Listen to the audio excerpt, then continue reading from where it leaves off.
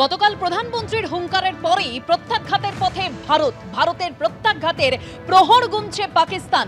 সেনাতেও আতঙ্ক, ভয় ছড়িয়েছে পাকিস্তানে। সূত্র মারফত যা খবর যে পরিবারকে বিদেশে পাঠালেন পাক সেনা প্রধান, পরিবারকে ইংল্যান্ড, আমেরিকা পাঠালেন একাধিক পাক সেনাকর্তাও। ব্যক্তিগত বিমানে পাঠানো হয়েছে ইংল্যান্ড, আমেরিকায়, এরকমই সূত্রের খবর।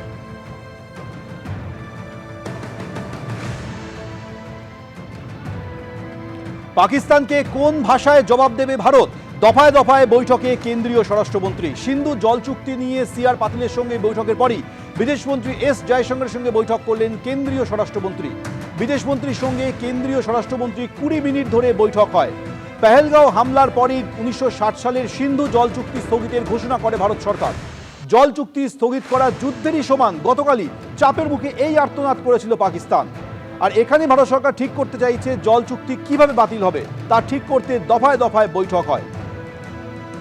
অন্যদিকে বিদেশ মন্ত্রকে গিয়ে বৈঠক করেছেন জাতীয় নিরাপত্তা উপদেষ্টা অজিত দোভাল।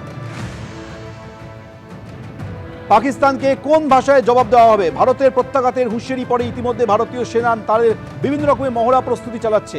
এর পাশাপাশি যে সিন্ধু জল চুক্তি বাতিলের কথা ঘোষণা করেছে কেন্দ্র সরকার, তা ঠিক করতে কোন পথে সেই সিন্ধু জল চুক্তি বাতিল করা হবে তা ঠিক করতে দফায় দফায় বৈঠক করলেন কেন্দ্রীয় স্বরাষ্ট্রমন্ত্রী Amit Shah.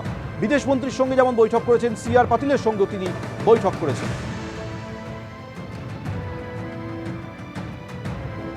Government of India has taken some steps as far as Jammu and Kashmir is concerned.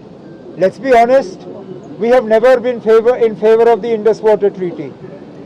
We have always believed that the Indus Water Treaty has been the most unfair document to the people of Jammu and Kashmir.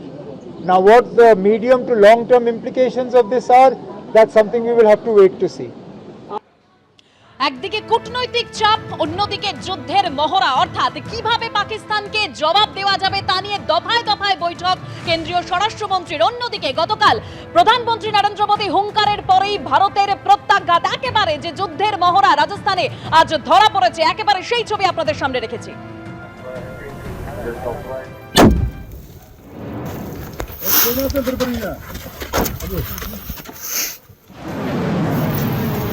একদিকে রাজস্থানের যে যুদ্ধের মহড়া, অন্যদিকে গতকাল INS সুরাত থেকে ক্ষেপণাস্ত্র পরীক্ষা, সমুদ্রে নামলো আইএনএস বিক্রান্ত।